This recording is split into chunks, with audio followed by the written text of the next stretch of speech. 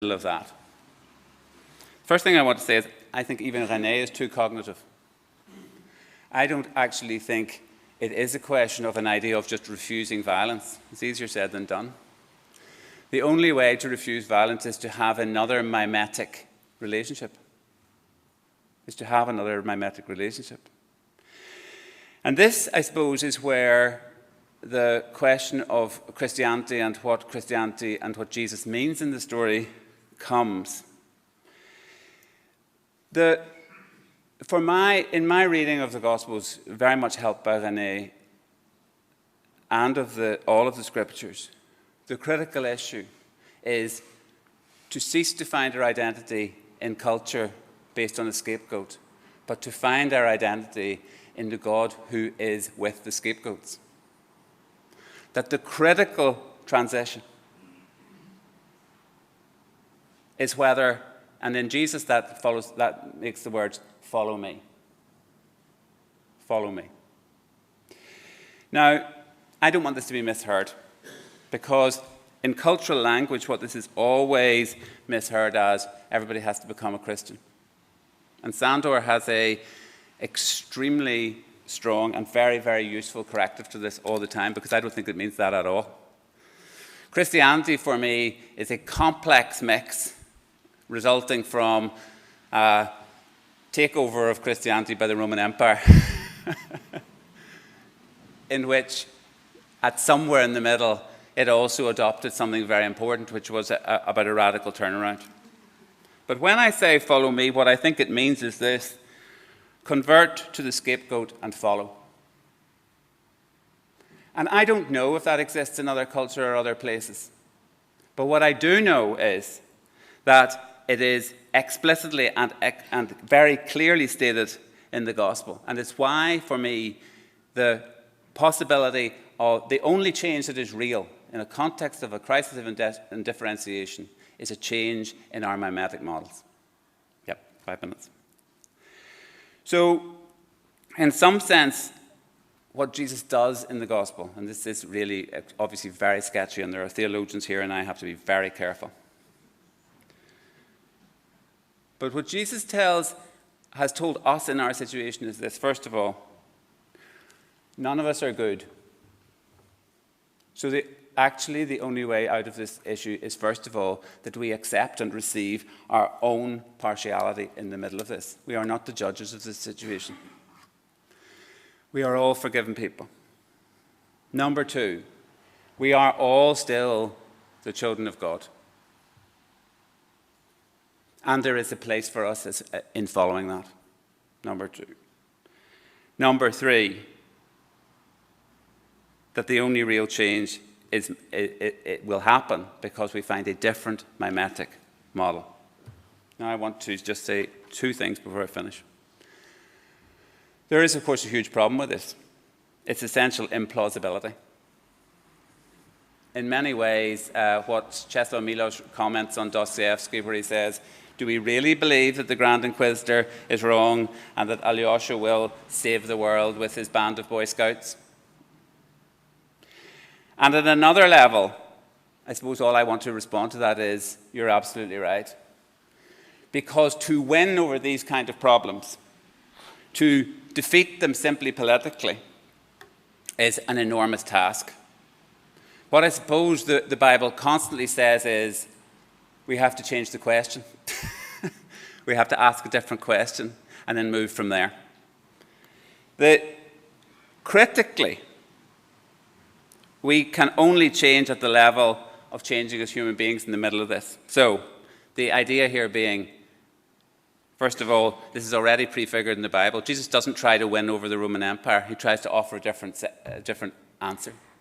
If you look at the stories in the Gospel, it's highly politicized. Everything is happening in the light of Caesar Augustus. Everything is happening in the light of occupation. And there's loads of ideas in the Jewish community as to how to deal with it. The Pharisees, the Sadducees, the Zealots. There's John the Baptist. There's a lot of them. And Jesus says, the only thing we can do is stick with what we know, follow the gospel, and that we will find our way out. So it's already prefigured. And I suppose that's what I want to say to you. How might the mimetic context change? How do we bring the world into mimesis with the victim? How am I kept in mimesis with the victim? And I suppose I have four answers. First of all, we really should ask politics to do its job. Not tell it, not instruct it, but simply expect it to do its job. That those things that it agrees to do, and we hold them to it. If they don't, if it doesn't happen, and it's very weak, I have to tell you, then we're left with politics has failed. The next thing is we have to humanize the victim. Levinas, and Sandor very deeply talks about this, says that the conversion moment is the moment at which we humanize the other, and the other becomes part of us, and we take responsibility for their otherness, and we move together. The humanization of the victim is the task, not the demonization of the bad guys. Number 3, the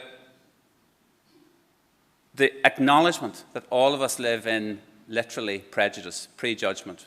Our cultures have given us judgments which we do not know they have given us. We have to meet, the question of meeting has become really critical in our society. If we are talking about migration, if we're talking about the other, every experience I have in Northern Ireland of what it means, reconciliation, is to meet together in a different atmosphere. It is to meet in an atmosphere in which forgiveness is possible, in which the story of the other becomes part of my story, and in which we find different ways together and take steps. Next thing, I'm looking for steps, I'm not looking for answers. I'm not looking for answers, I'm looking for steps.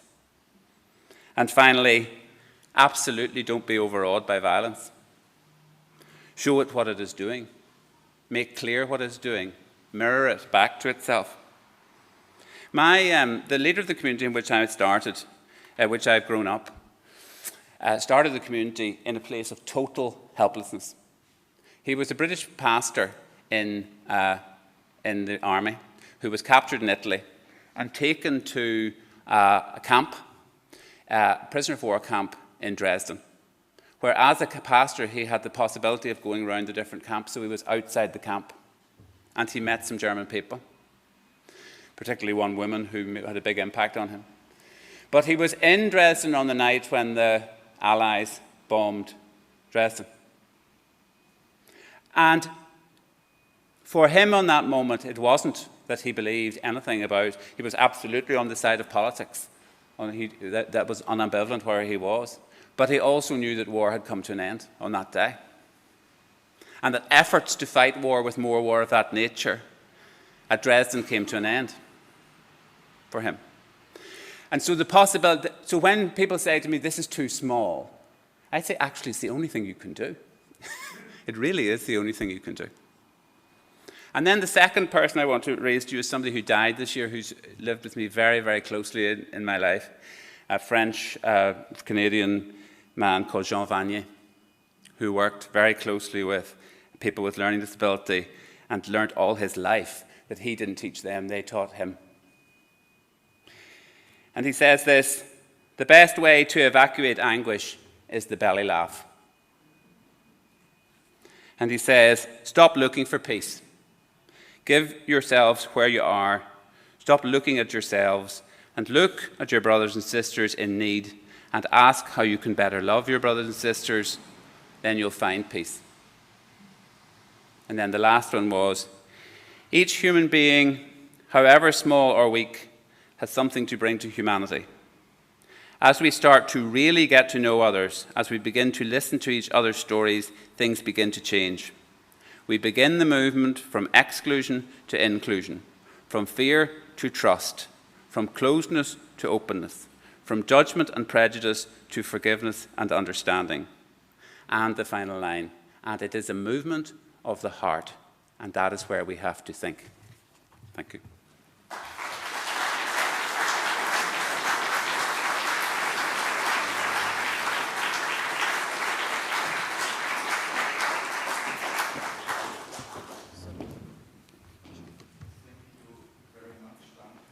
As I predicted, really inspiring talk. All of us would have liked to listen to both of our speakers for some more 15 minutes, but time is short and our time now is also short. Maybe Alexander, would you like to react just shortly to what you heard? Or just say you are converted by Duncan or whatever? Take the microphone. Well, what I learned, not only from Duncan, but here is sorry, yeah. What I really learned is about scapegoating and how important scapegoating is in the minds of people in societies and so on. And that's not something I only learned from Duncan, but also in other talks I listened here. And there's many links to social psychological theories I use in my work, for instance, authoritarianism and so on.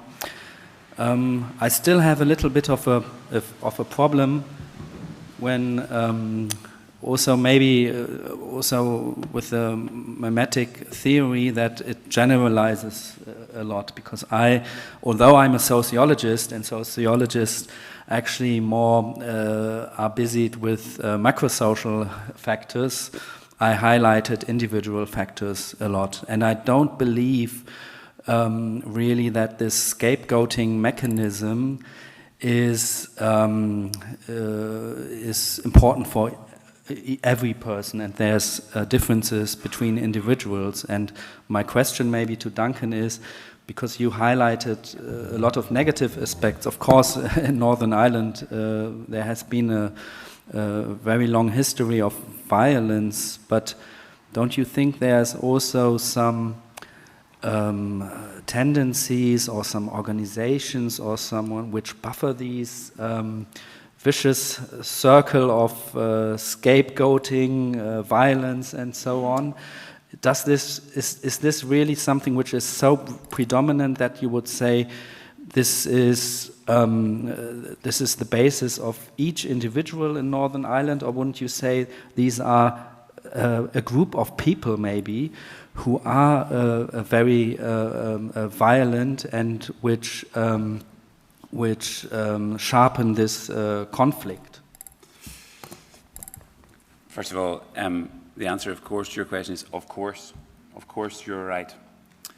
You have 30 minutes and you try to put 100 gallons into 30 minutes, so I apologize.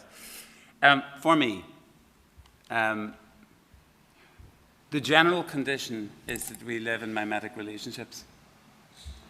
And actually, for as long as we live in culturally well-defined relationships that are clear, there's every possibility that things go along as usual and things are very peaceful. What I think Girard is describing is a paradox, which is that the discovery of the scapegoat mechanism in the form of Jesus, really, I would say, but also of the whole tradition of the Judeo-Christian tradition, has made it really very difficult for Western states, especially over time, to continue to solve all their problems simply by exporting them, by putting them onto a scapegoat. And we are now living in a time where, in a strange way, both the reality of our violence has been extremely exposed. If we living in the West are not now alert to the violence in which we have participated, then I don't know what it will take, because I live in a post-colonial society where the consequences of both colonialism and anti-colonialism, both of which are violent, has resulted in an ever-escalating mimetic frenzy. That's the first thing.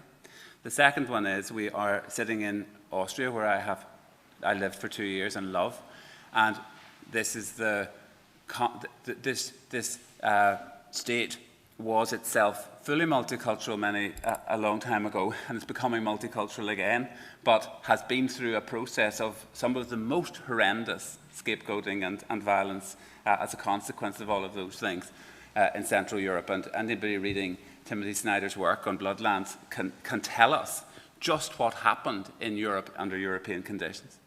And now we're looking at migration and talking again about something which is finally destabilizing our territory by people actually arriving. And this, I mean, the paradox in Ireland is that there are 70 million Irish people living abroad. If we were to reverse colonialism, then they would all have to come home. We have been the big, we've been the big beneficiaries of colonialism, probably, I think, the biggest percentage beneficiaries in the world of colonialism in terms of getting out into other people's countries, or what were once other people's countries. And now we treat it as if this is stranger, and we're reacting this way because all of a sudden we're confronted not only with other people, but with our own history and our own identity. And in that crisis, I suppose, we are finding ourselves grabbing back to traditional mechanisms. So I was thinking yesterday when I was watching the pictures from the camps in southern Italy, you know, there's an awful lot going on about Trump and his camp in Mexico, but we're not in Europe really that different, actually, to be honest. So I suppose all I'm saying to you is, to answer your question directly, is this is, we're in a mixed time. There are still many good examples of possibilities going on in this community, and actually finding those and emphasizing those and getting those. But what I will tell you this is, when fear comes into it, when people start to become nervous about anxiety, then it is the most mimetically dominant thing that starts to occur, and everything starts to fascinate around that fear and around that single identity. And the capacity of demagogic politicians to galvanize that in our time seems to me to be happening in front of our eyes. And that's what worries me at the moment. And the really big question is, how do you oppose it? And if we can oppose it using the same tools, and maybe it's still enough in the structures that it can be excluded at some level or be brought back into reality. But the big fear, certainly if you're living in Brexit Britain, is that the political system has failed. And that we are now going to have to look at, and as I in Northern Ireland, where I have lived in a failed political system, and this is my very last sentence, you'll be glad here, is that the political was not enough. We have to change the environment or the mimetic relational context of this world. We are now called to decide, are we on the side of the scapegoat or not? And that sounds very evangelical and very kind of slightly holy rollerish, but it's not what I mean. What it means is that really it is our choice. Where are we going here? Are we on that side or are we on this side?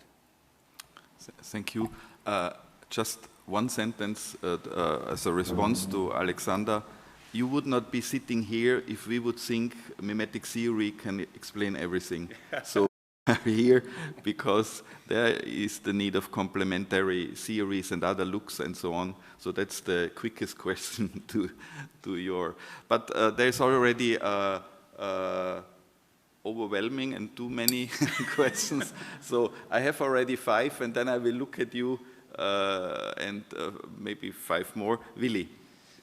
Thank you for 2 quite different presentations, nevertheless fitting very well together, I think. One question and one remark. Could you, Duncan, tell us some more words about what you said? You're not looking for answers, but for steps. So yesterday in my little paper, I mentioned Jacques Maritain, who said that the group elaborating the Declaration of Human Rights decided not to talk about common worldview, but about common orientation of acting. Is it to be understood in that way? And my remark is, I do completely agree what you said about the gospel and the content of the gospel, but it's quite disappointing when seeing the actual data, how weak the influence of churches and also of personal religion is on our acting according to other people and to migrants. So something seems to went wrong in this context. Yeah. To our panelists, please try also to be very short and brief, so that most questions can be uttered at least. As for me, I only speak for myself. The change I'm hoping for and trying to participate in is a change in the mimetic relationships that are operating in our society, in our world.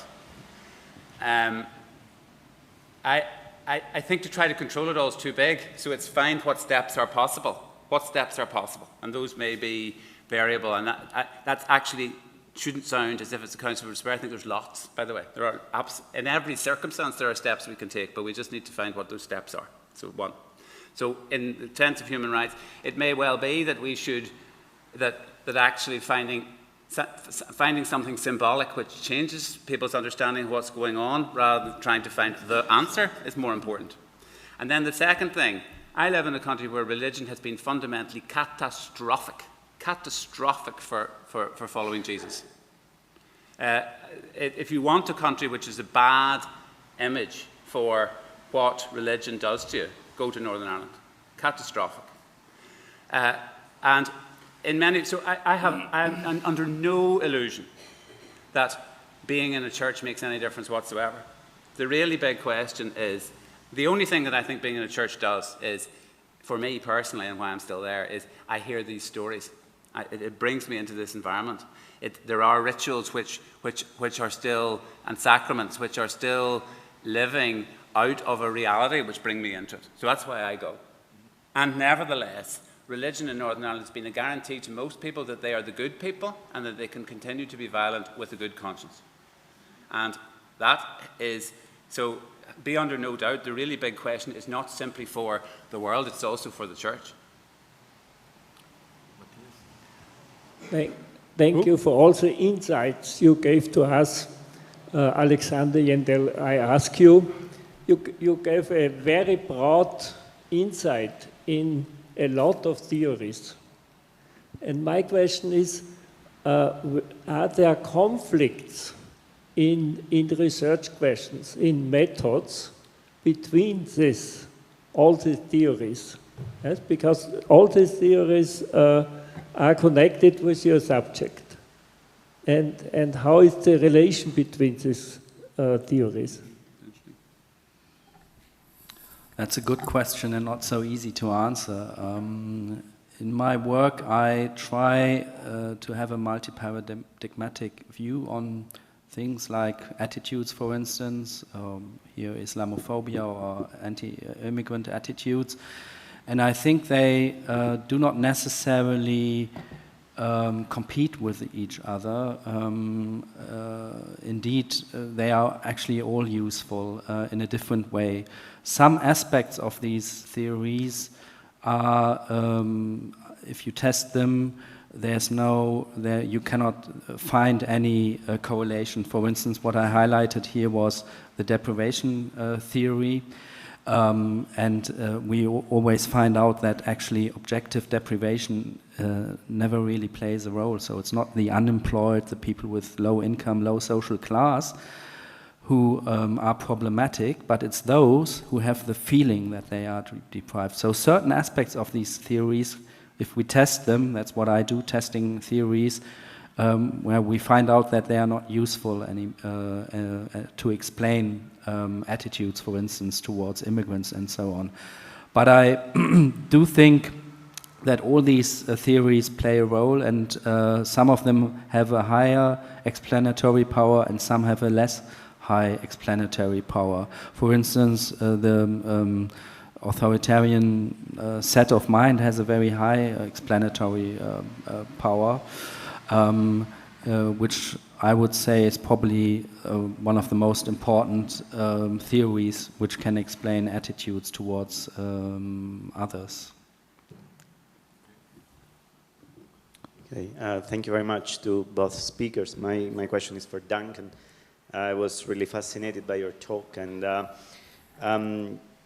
particularly intrigued by your description of the Brexit crisis as a crisis of undifferentiation. But I mean, could you elaborate on that? Because it seems to me counterintuitive, because you mentioned, and I think rightly so, that Brexit has seen the emergence of a number of divides: a generational divide, national divides, divides in the conservatives, but also in public discourse between patriots and traitors, elites and the people. So can you elaborate a little bit more on this idea of Brexit as a crisis of undifferentiation rather than differentiation? Thank you.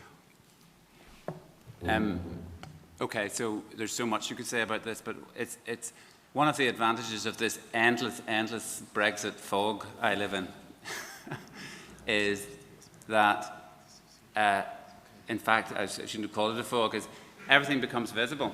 And the scale from which something which a lot of people thought would be a one-off day and an event has turned into a national crisis is quite phenomenal, to be honest, quite phenomenal. They're now talking about stopping Parliament to get this through. Now, that may not sound like anything massive, but in the British constitutional system, that's like the end of the democratic system.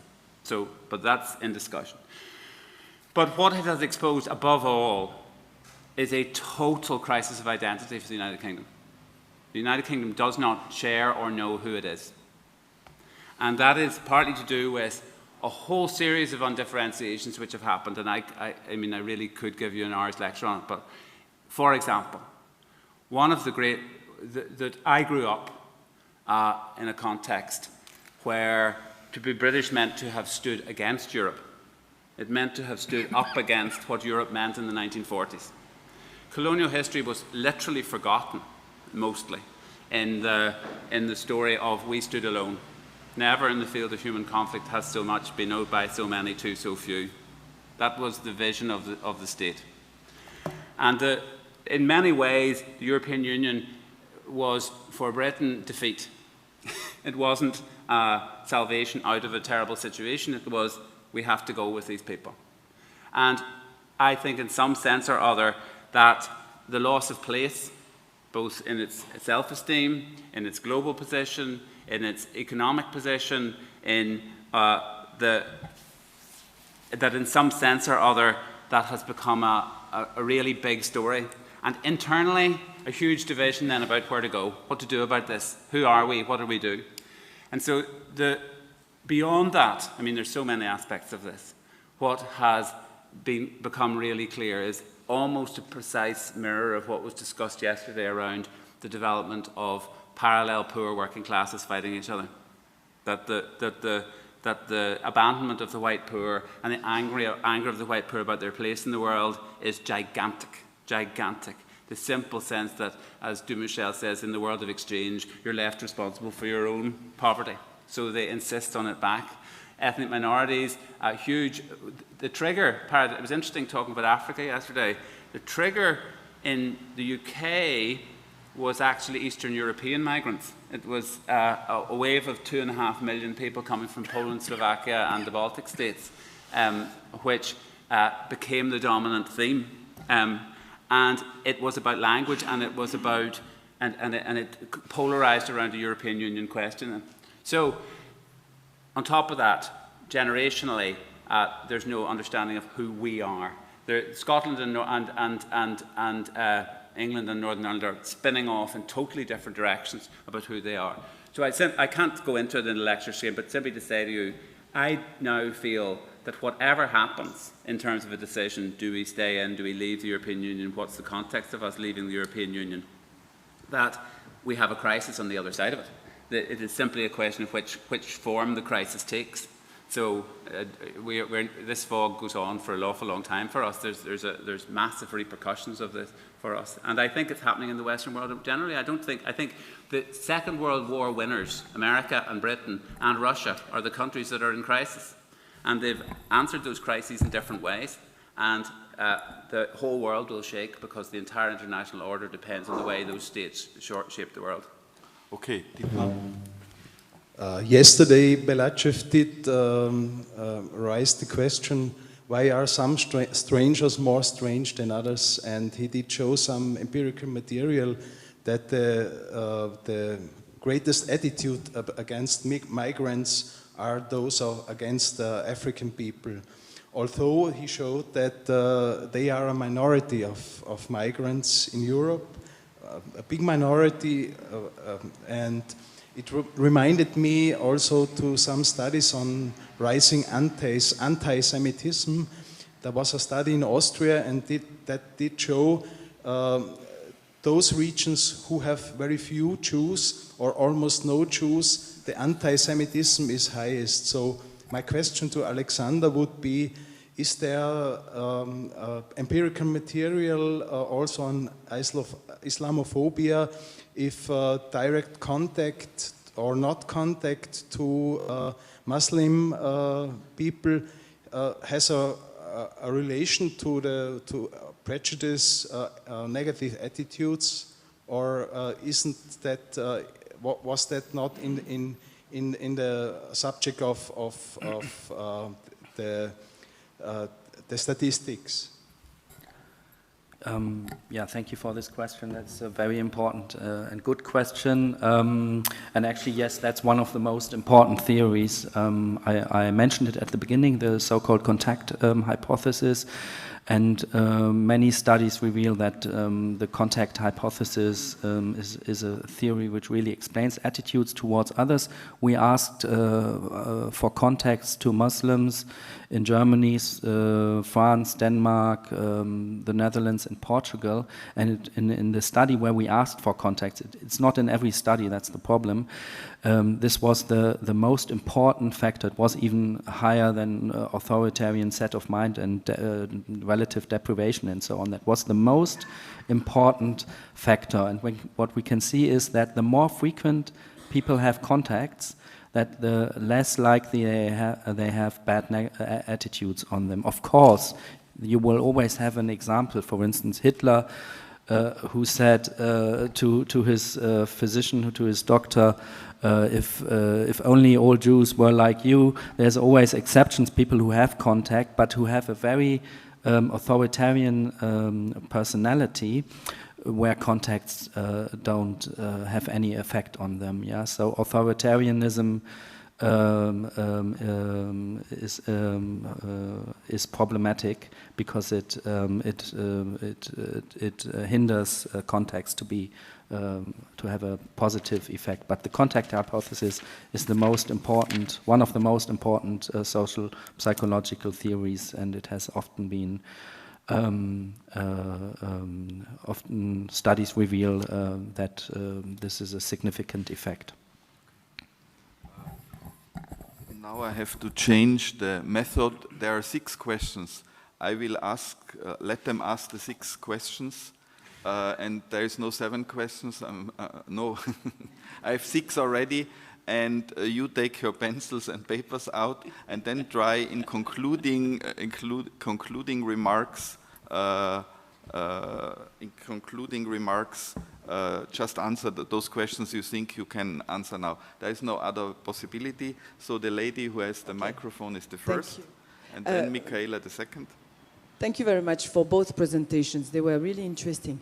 The question is for Duncan. I really liked your presentation, Duncan, especially because you referred to the personal approach of Girard, how experience in the personal approach has got everything to do with changing the retaliation, the scapegoat mechanism.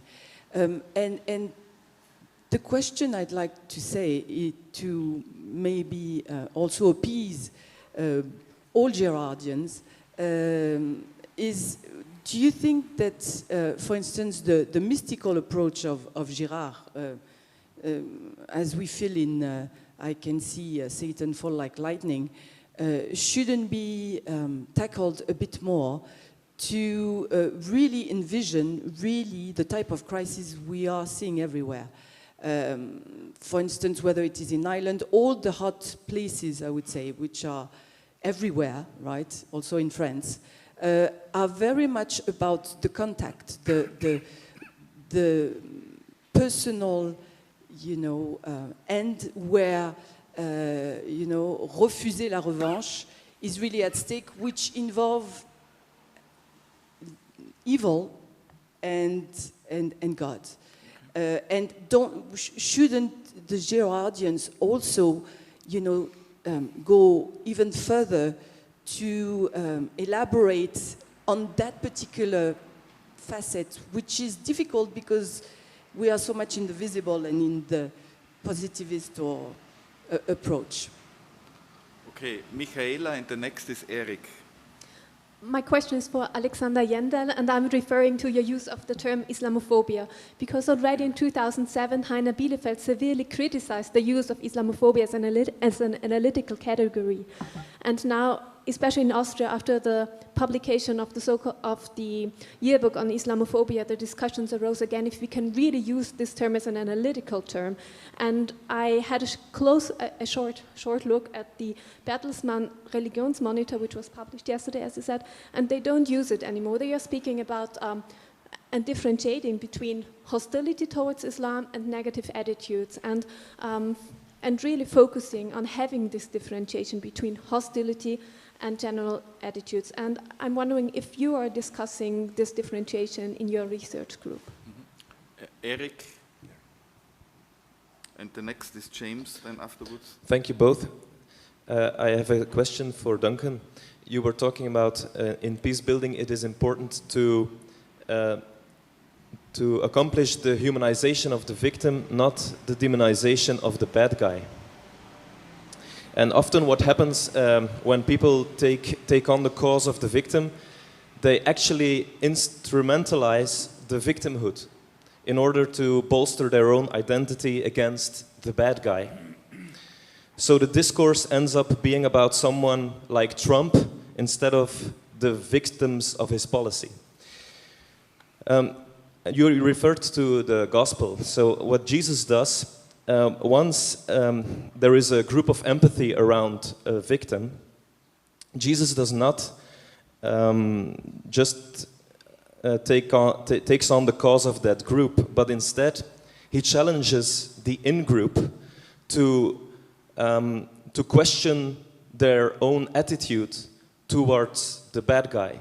So what he does is creating, he says, I do not want to bring peace, but I bring you a sword in order to end violent peace. So I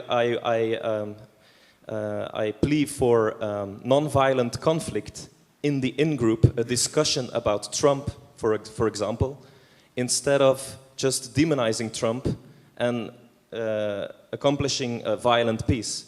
So in one group he would say Trump is not a monster. In the other group he would say Bernie Sanders is not a monster. My question is, what kind of people, can accomplish this? Are these people who are part of the in-group, or are they like somewhat alien to the in-group? What kinds of people can accomplish this kind of discourse for whatever particular in-group?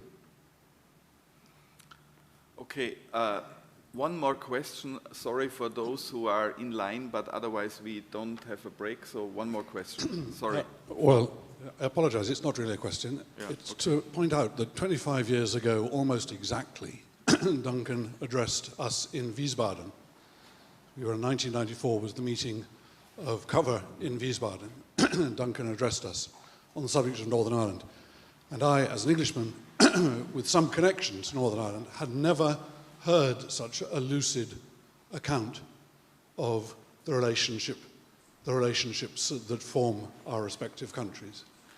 And I just want to say how thrilling it is, 25 years later, to hear once again an absolutely lucid account of where our respective countries are, and to thank Duncan, for whom I have learnt as an Englishman, from that Irishman, as an Englishman, I have learnt more than anybody. From that Protestant, I, as a Catholic, have learnt more than anybody over the last 25 years.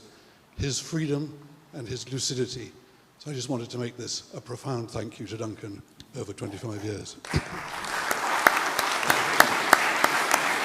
So, I apologize. I know there are more questions, but it's not possible. So Duncan has the first response and try to be as brief as possible. And very quick. Alexander is the last. Okay, I only want to say, I wasn't actually asked, but the contact thing, this is a real issue, but the real issue we have to look at is what is the quality of contact. There is, I've done work bringing people together for years, and unless it is an environment of real openness and real safety and freedom for people to talk about the realities which shape their lives, it doesn't do anything at all. The easiest way, if harmony is your index, the easiest way to get a nice meeting is to talk about nothing. And so you have to create an environment. If you're talking about contact, for me, it is how do we make our contacts, whether in the workplace, in our real lives, in our human lives, real contacts, whether in. The second thing then is the personal approach. In the end, of course, it is a personal, it involves the whole person. One of the things about this mimetic thing is it is not smaller to involve the whole person, not just your ideas and politics. It's bigger. It involves everything. But the point I was going to make is it's not a uniquely personalist approach. It is actually, for me, very much the question is how do we bring a different mimetic atmosphere into the police? How do I bring a different mimetic atmosphere into prison people doing their work and prisoners? How do I talk in communities about the things which would make it possible to stop having paramilitary organizations? So this is not I want to be really, really clear. This is personal, but at every point it is about the circumstances and the realities we live and about trying to see those people and what the possibilities we have together are. So it's not an anti-structural point of view. It's not saying politics shouldn't happen. It is simply saying that the really question we have to atmosphere is how do we change the atmosphere here? And to go to Eric's point, to me, I don't know enough about comparative religion to be serious about this, but the really critical insight that I get out of the gospel is not just the exposure of the victim. It is the participation of the perpetrators, that we belong to the perpetrators. And I'm not sure that bit in Girardian thinking gets quite enough, and that there's quite enough emphasis.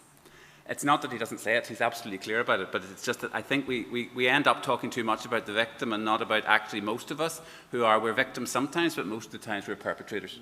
I was listening here thinking we can have a long conversation about neoliberalism and the middle class, and I am as critical of all of those things as everything, and I am here because I am a beneficiary of neoliberalism. Let me be very, very clear. I am one of the big winners in the world of neoliberalism. I am in Austria, 1,000 miles from home, having a very enjoyable conference in very comfortable surroundings. And so it is not unless I own my participation in the very thing that I don't like, it becomes a very easy scapegoat for me in this conversation. Instead of saying, I am participant in the system in which all of those things are happening, what does that mean for me and the situation I'm in? Not just what does that mean for Donald Trump.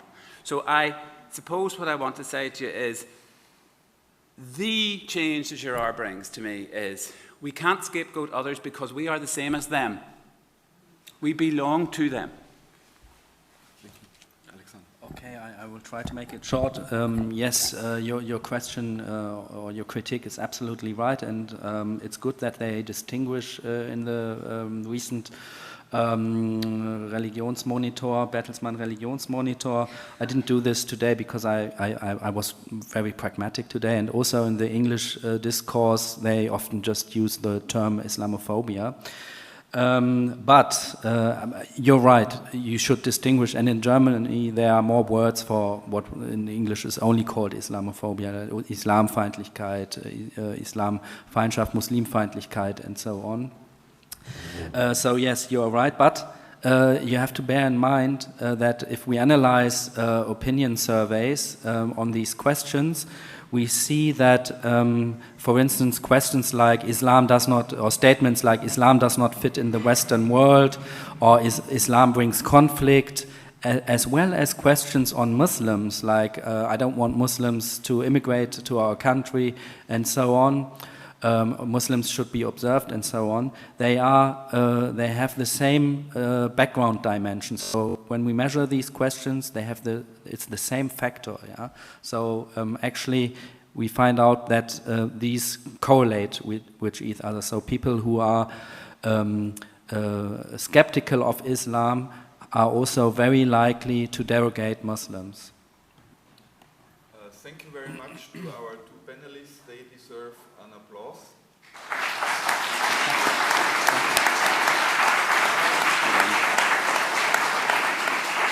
Thank you. And you get a little break.